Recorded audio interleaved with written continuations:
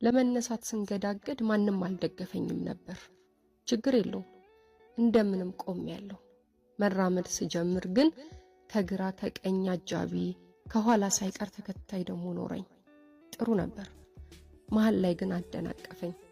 እንደሚያድኑኝ እርግጠኛ ሆኜ እጄን ዘረጋሁላቸው። ማንም አልያዘኝም። እሱም ችግር የለውም። የከበቡኝ ተበትነው አልፈውኝ ሄዱ። ችግር የለውም። ለመነሳት አፈር መላስ ነበረብኝና ብዙ ዝቅ አልኩኝ። ዝቅ ባልኩ ቁጥር በላይ ላይ ተራማጁ ፈራጁ በዛ። ችግር የለውም።